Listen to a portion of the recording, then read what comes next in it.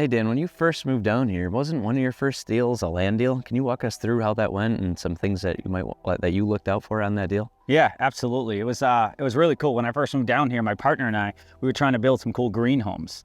So we put a parcel under contract with the intention of developing on it.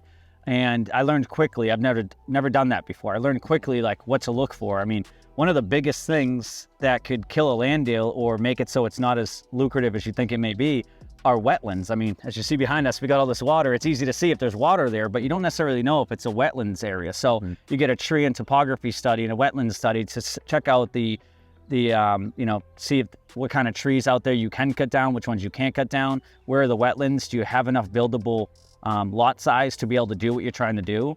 You also want to do, if you're going to be doing septic instead of, if there's not sewer and water, which you want to make sure there is sewer and water to the place, but if there's not and you have to do well or septic, you need to make sure areas perk, or you're going to possibly have to put in an engineered system, and they can cost, 3-4 times the amount of a regular system.